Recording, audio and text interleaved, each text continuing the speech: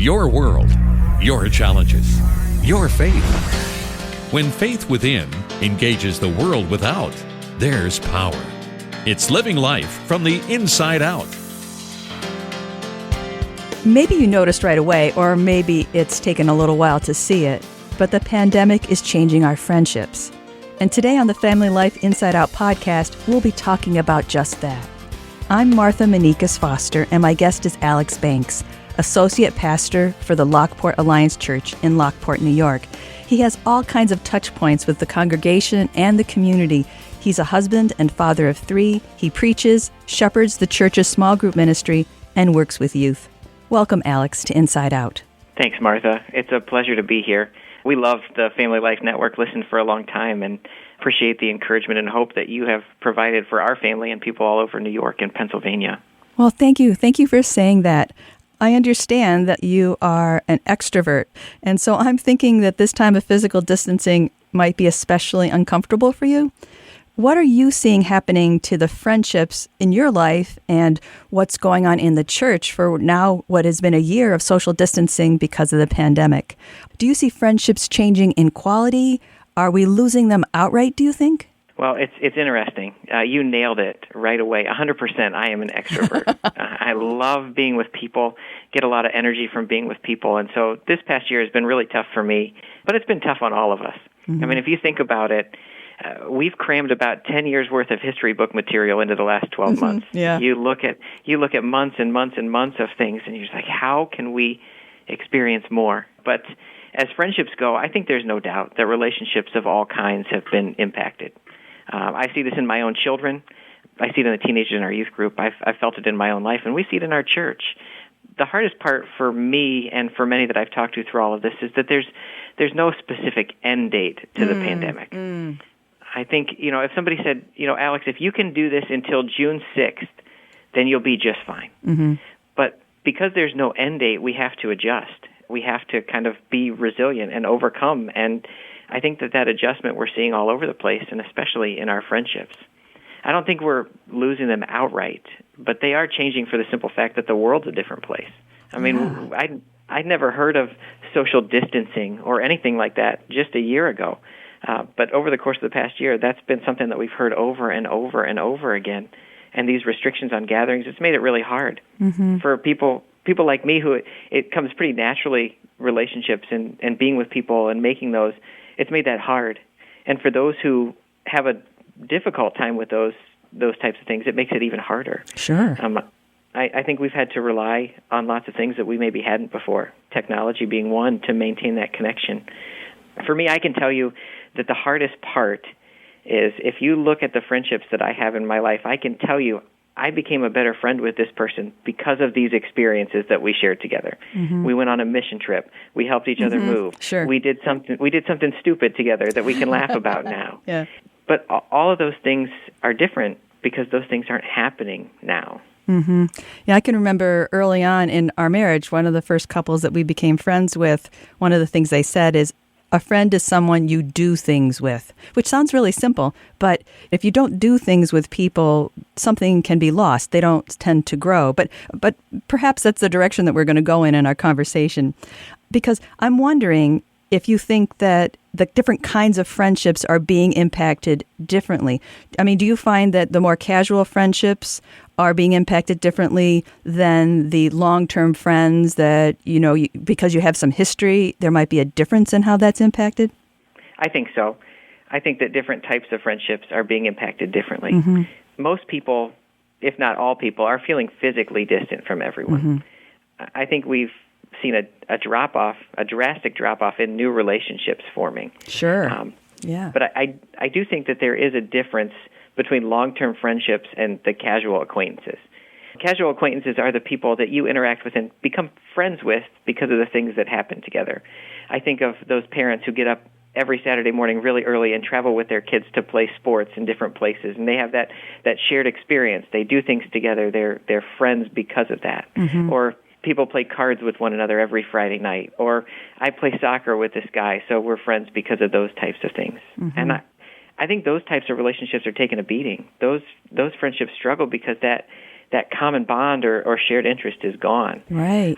Right. But with longer-term friendships, those closer friendships, I've seen both. In my own life and in the church, I've seen some of those relationships struggle, but I've also seen some of those thrive. Because those are the types of people that know you well. Those are the types of people that you can count on.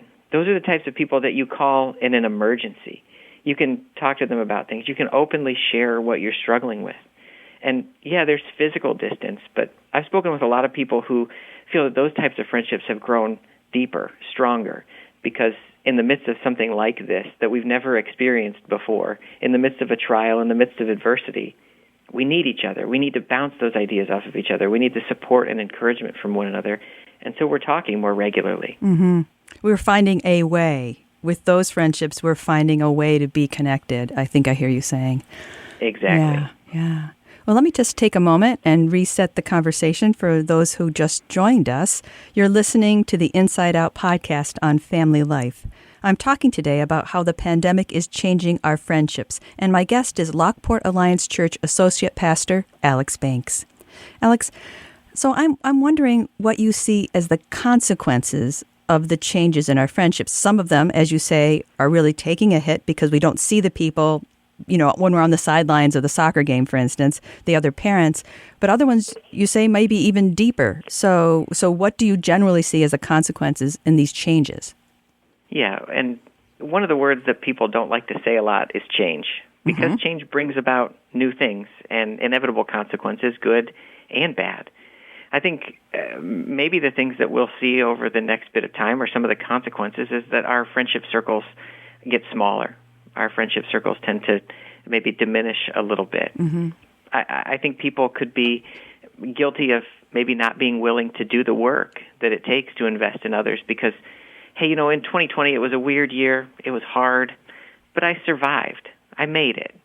And I've talked with people who felt that way. I don't need to invest. I don't need to work on friendships because I made it. I survived. And the question I challenged them with, and I challenge anyone who was thinking that way, is, do we just want to survive? Do we just want to make it through and get by? Because as believers, we know that we were made for so much more. And the way that God designed us is for community. Right? I need you. You need me. We need each other because you have gifts that I don't have, and I have gifts that you don't have, and we can make a great team. And I think one of the things that this pandemic has been such a challenge, has made things so hard, is because the cry of our hearts is to be in relationship with others. We may not verbalize that. We may not say that out loud, but that is the cry of our hearts. And we're just being told that that's not okay right now. We shouldn't be together. We should be apart. We should be distant. And I think that's why we're seeing the pandemic take such a toll on people's mental health. And we're seeing abuse, physical, emotional, alcohol, substance, all sorts of things on the rise because the deepest cry of our heart is not being met. But there's good news. Well, that's good. Exactly. If you leave it there, that's always trouble. Right. But we don't know the day when this pandemic reaches its end, but we know that there will be. And we'll go back to activities that we've done. Things will open up. I am looking forward to going to a movie. It's been a long time. I know. But old relationships will come back. New ones will form based on new experiences, new goals, new activities that we're looking for. I think it's really hard for us now because we're in the middle of a struggle. And sometimes when you're walking through a trial, it's really hard to see the big picture. That we have a God who is in control, that we have a God who's on the throne, that although this seems like a long time, it is a relatively minor chunk of history. It's just a blip on the screen. And if we can kind of look that way, I think that helps us. That we are a part of something bigger, and that life is bigger than this trial that we're walking through. Now, I do think that friendships have taken a hit. I've experienced it, I've seen it, I've talked with people, but on a much more positive note, I think that we'll be able to kind of bring that back. We'll be able to restore those once this is over. That's good to hear. Yes. From personal experience here at the church, I've been able to see our relationships bounce back in the limited gatherings we have. Like many others, we completely closed the church and did online-only activities from March to July of last year. And we opened the church with restrictions and limitations again on our Sunday services, and it was fascinating in July to see those relationships bounce back. And it's amazing to me as a pastor, just the 30-second conversation, those 2-minute interactions on the way out the door, how they can revitalize or restart those relationships that maybe had been stalled. And it was awkward at first for people. It's funny to see those conversations, and I don't know if I should fist bump you. I don't know how to. Right. I don't know how to do these things. But I think if people are willing to put in the effort, relationships can be restored. And you'll see that, they'll look different. Maybe not everybody that you spent time with before will be back in your social circle. Maybe new people will jump in. But I would say that the best is yet to come, and we have to take ourselves out of this focused thought on this is it. When we're focused on the trial, we forget the bigger picture. Oh, wise words. And along the way there, when you talked about if we are focused on just surviving, that is a narrow definition of surviving. We have biologically, physically survived, but so much of what makes life sweet and so much of what we need personally and what we give to others that they need, that's the part that's not as easily available right now. Yeah. Absolutely. Yeah. Absolutely. So how do you think people are feeling in general about the changes if we're grieving? And could you talk a little bit about why we might be grieving? But if we're grieving or angry or feeling isolated, how might a Christian have a way of addressing this that is unique, that those who don't believe in Jesus Christ, those who don't claim to have the Spirit in them, that they may not have, that they don't have those tools? I know there's many layers to what I just asked. Yeah, there is. And I would say I have spoken with people who have all those feelings, people who are angry, people who are grieving, people who are feeling isolated. I'm sad because I can't be with people. I'm angry because I couldn't be with my loved one as they were hurting or sick or even dying. I couldn't be there. I'm lonely. I'm so tired of looking at only these 4 walls in my house. And all of those are very natural feelings. If you feel that way, I wouldn't tell you that you're wrong to feel them, because I understand. Grief is one that surprises people often when it comes to thinking about this. Well, why are you grieving? Well, grief is a natural response to loss. People grieve losing someone forever, but there has been a loss in the last year. You've lost time. You've lost those relationships. And so grief is very natural there. And I would say, however, as a follower of Jesus, it's really dangerous to live our lives if we base everything on our feelings. Because when we base our decisions on how we're feeling at any given moment, it doesn't always yield the best results. I think about in the Old Testament, the prophet Jeremiah tells us that the heart is deceitful above all things. And where do the feelings come from? Well, this is what my heart tells me to do. And sometimes good intentions are very dangerous. And whatever we're feeling, whatever we're walking through, we need to remember that we are minor characters in a major story. Wow. That we are not the main character of our story, and everything that we do is about God and His glory. And so, yes, it's natural to have those things, but we can't let those take our joy. We're studying on Sunday mornings the book of Philippians at church. Okay. We're talking about joy. Yeah. The Apostle Paul wrote this book, which is a book full of joy. And he wrote it from prison, yes. which is not the most joyful place that I can think of. And I was thinking about friendships. And as an extrovert, friendships make me happy. Doing things with people makes me happy. But there is a difference between happiness and joy, right? Happiness is based on temporary situations, my circumstances, where I am, what's happening around me. And we can be happy and we can be sad and we can have all of those things. But joy is based on something much bigger than ourselves. And we can have that joy because we know that we serve a God who's in control.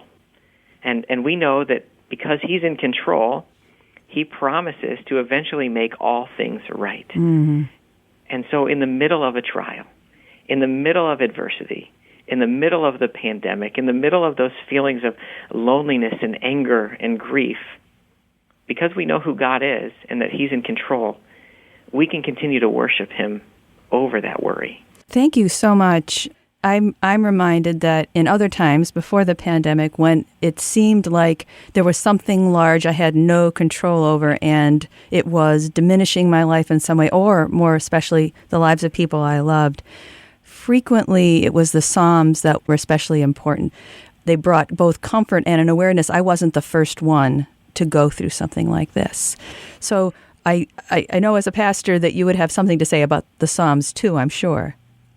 Absolutely. I love the Psalms because to me that shows real emotion. In the Psalms, if you read them, they're crying out, they're grieving, they're angry, they're mad, they're excited. There's all sorts of emotions and feelings there, and I appreciate that the Lord has those for us. Two Psalms I would say have helped me tremendously over the last year, and I hope I can share them with you this morning because I hope that somebody listening will find the peace and encouragement that I have. Yeah, please. Psalm 34 has been a great one for me, specifically verse 17 and 18. And it says, "The righteous cry out, and the Lord hears them. He delivers them from all their troubles. The Lord is close to the brokenhearted and saves those who are crushed in spirit." For me, I found great peace there because what that tells me is that God is with me. There's never a place where I am that God is not there also. That God is close to me when I'm hurting, that God delivers me from hard things, that He will walk with me in those, that He hears me, that He cares for me, that He loves me. Amen. Another psalm that maybe many of your listeners are familiar with is Psalm 46. And I would encourage them to read the entire thing. Psalm 46 has been a great help to me. It's been a great help to our church staff. We've read it many times over the past year. I'll share just the first two verses and then verse 10 because they have meant the world to me. It says this. It says, "God is our refuge and strength, an ever-present help in trouble.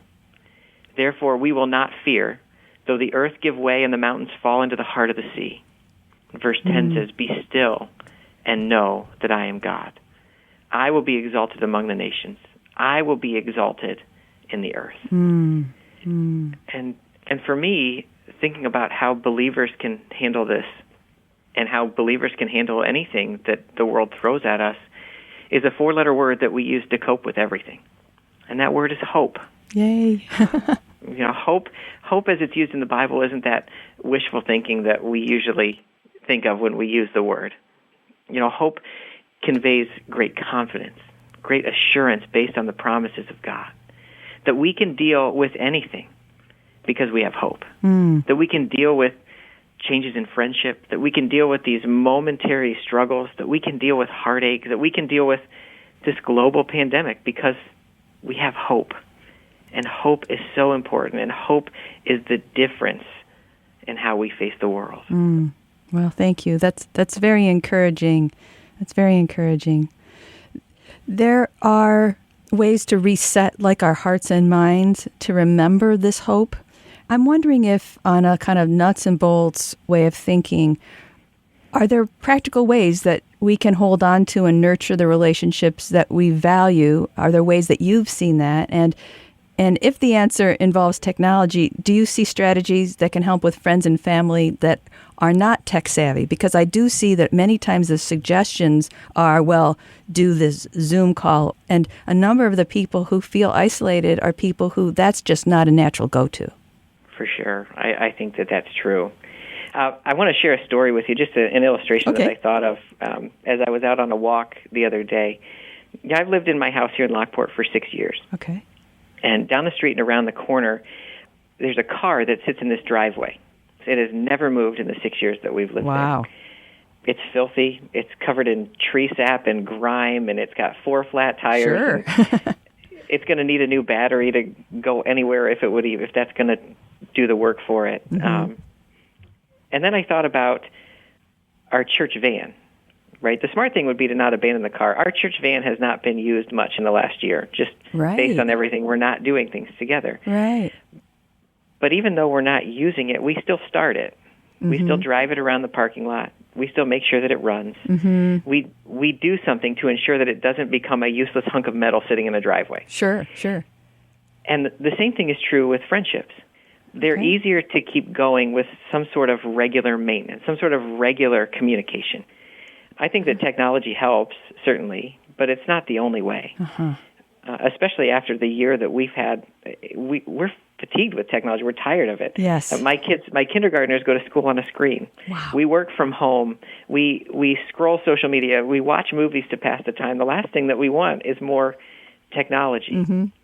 Now, I do think there are pieces of technology that help. Zoom is great. Skype is great. There's apps like House Party that we've used that have been lots of fun when we can't be together. Mm-hmm. But phone calls go a long way.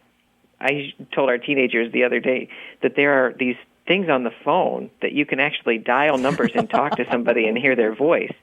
And that's so old school to many people, but Right. it goes a long way. Mm-hmm. I've done some writing of cards and handwritten letters over the past months, and it's so much easier to type things out for me, and my hand hurts after a while, but they're so special to receive.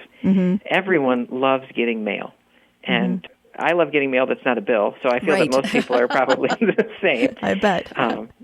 And someone I follow on social media was talking about church, but I think it applies to friendships as well. He says, in the same way that you can't raise a child or do marriage over the internet, you can't do church online. The internet is a bridge to the real thing. Mm-hmm. It's not the real thing itself. And yes, technology is helpful, but it does not replace the same thing. It's a bridge, but we can't let that replace it. And so I would say as the weather gets warmer, thankfully spring is on the way. Yes, it is. We need to find ways to do things safely together. Find ways to keep relationships alive. Find ways to encourage one another. You know, when this whole thing started, we saw the very best in people. Right. We saw creativity. We saw love. We saw care, concern. We celebrated with people who were doing great things. And it's been a year, and we're tired of these things. We're tired of the way that the world is. But don't lose sight of those things just because it's been so long. I'm admittedly not the most creative person in the world. I don't have new ideas or fresh ideas, but I would challenge you to use the gifts that God has given you to be a blessing to your friends and neighbors. We need each other. We need friendship. We need community. And so find ways to use the gifts and the passion and the time and the talent that God has given you to be a blessing to those around you and to those friendships that you have. Wonderful, wonderful. I was just thinking that this year, for the very first time, I have been, since Christmas, kind of seeking out people in my life that I usually write to once a year and developing a handwritten correspondence. So I agree with you. Getting something other than a bill, something that's targeted to you, that's really joy producing. So thank you. Yeah. Yeah. And you have to be intentional about it. You have to think it through. But I think that's what helps relationships go. When I know that somebody is thinking about me or praying for me, or I've crossed their mind, I think that makes a difference. It makes me feel valued. It makes me feel special. And if that works for me, I'm sure that works for others as well. So we just have to be intentional about that and take the time to do it. Well, thank you. Thank you for all of your insight and for your suggestions. And thank you so much for joining me here today on Inside Out. Oh, it was a privilege. Thank you so much for having me. Oh, my pleasure. My guest has been Alex Banks, Associate Pastor for the Lockport Alliance Church in Lockport, New York. You'll find the church online at lockportalliance.org. One word, lockportalliance.org.